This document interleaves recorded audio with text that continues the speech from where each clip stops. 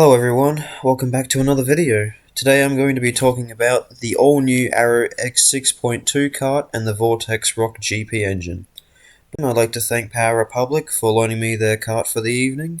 Without further ado, let's get into it.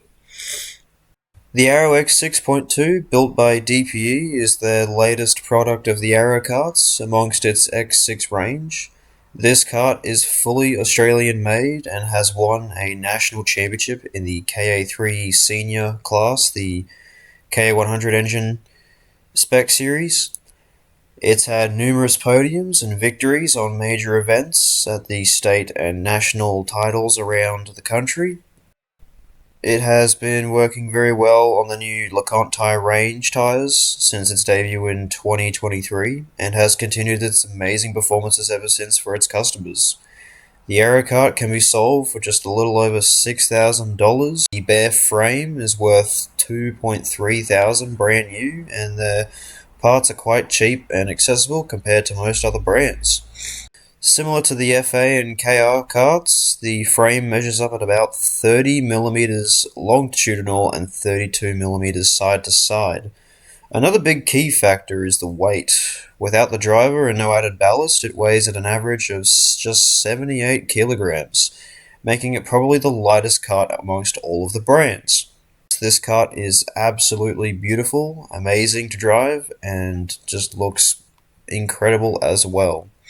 And it looks even better with our own sticker kit. Upon getting into the driving seat, you should know that this kart setup is completely stock, standard as per the setup sheet you can find on the DPE Superstore website.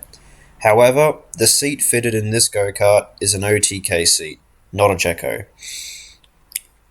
The engine fitted is the 125cc Vortex ROK GP.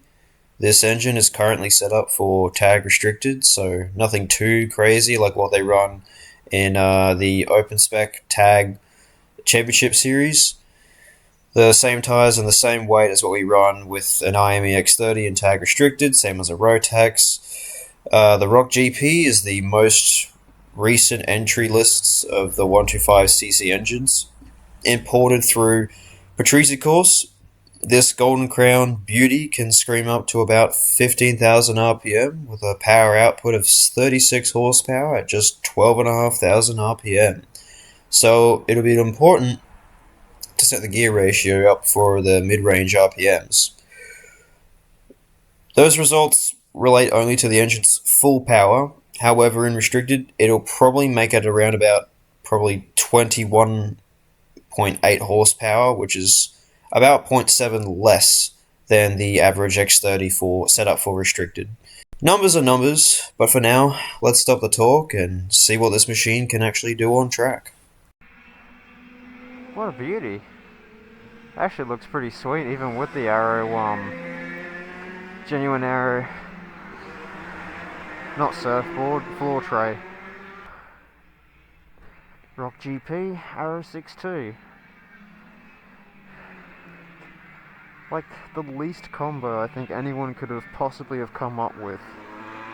But hey, I get to try a Arrow and I get to try a ROK GP. So hopefully this is a sick combination, but it's in restricted format, so I have my doubts, but I'm going to keep my mouth shut. And hopefully, whether with my superior driving or not, I'm proven wrong.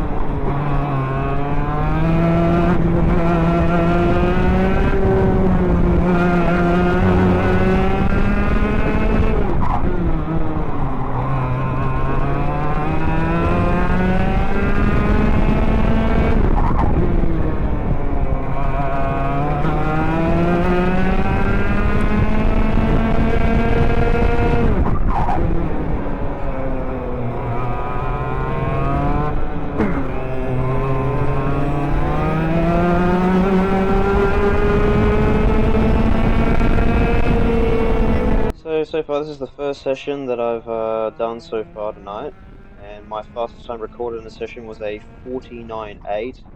Obviously, just beginning to discover the power of the go-kart, just see what it feels like, not go too crazy.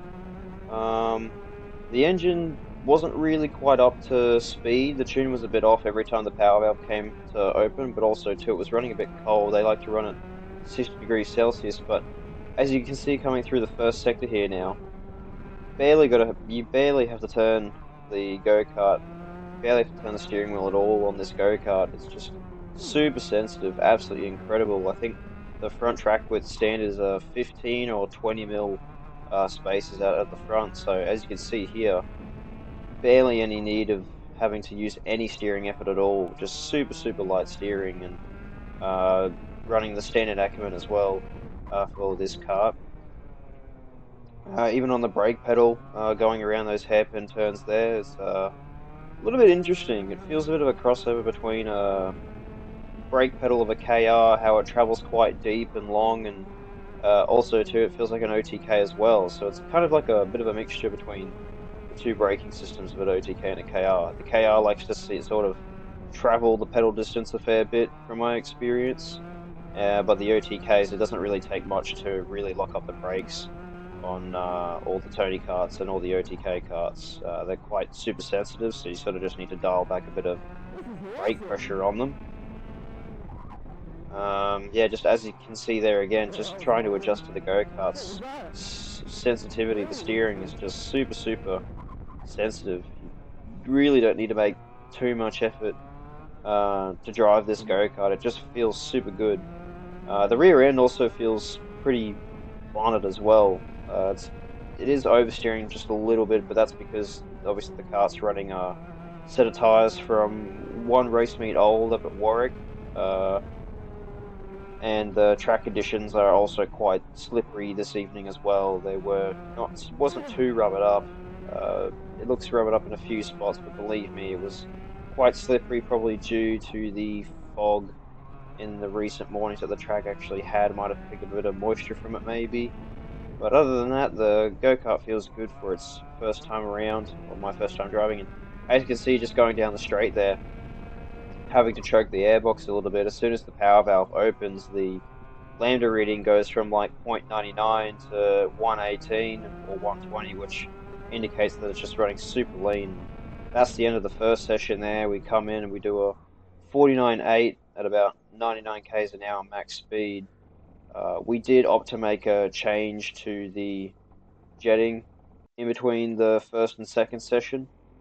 Unfortunately, the second session, the micron of this kart played up and didn't really give me any of the lap times for this said session. It's recording me at about a 1 minute 40, which is a bit weird, so yeah, not ideal. But I strongly believe that I went a little bit quicker this session, and the track also was still a little bit slippery, but I think it might have just slightly picked up a bit, and I think we definitely made a little bit of improvement. So for now, I'll just keep quiet, and I'll just let you guys enjoy a bit of driving. This is awesome! Oh, that was horrible. What was that?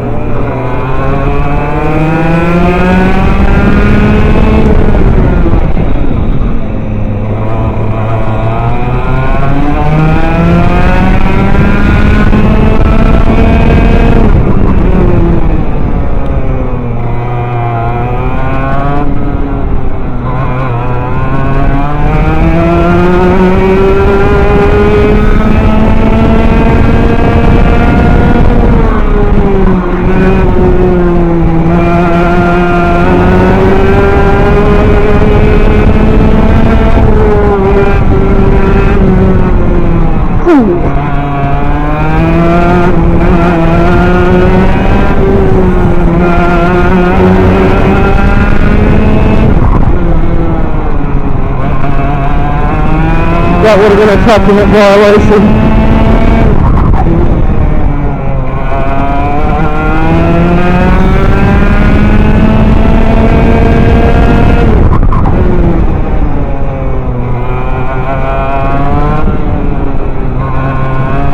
Come on, there we go.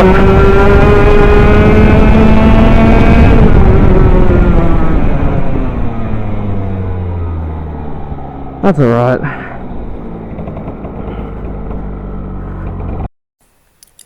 Well, after 3 sessions of testing across 30 laps, I can definitely say that the Arrow X6.2 is the go-kart of the market right now. Like I said before, it's currently doing incredible performances across the state and national championships. It's a cheap go-kart, but it's very, very reliable. The ROK GP, however, it's also a great engine, a great addition to probably any go-kart, but I think it needs a little bit more R&D behind the scenes before it can probably get up to pace with an X30 just yet. The tuning during this test wasn't perfect, as obviously you saw I had to cover the airbox while driving to just sort of rich in the mix down the straight when the power valve opened up. But regardless, a great engine. I hope to see that it gets a little bit more further development, so that way it can be on par with the X30 in the future for restricted classes. As far as the Arrow X6.2, I would say that this is the go-kart of the market. I immediately fell in love with it as soon as I started driving, so I'm going to go ahead and rate the go-kart as 10 out of 10. So that's going to be it for the video today, guys. I hope you enjoyed my take on reviewing the Arrow X6.2 and the ROK GP. I hope you enjoyed the video. Be sure to comment and leave a like and subscribe if you enjoyed, and I will see you all on the next video. Thank you and goodbye.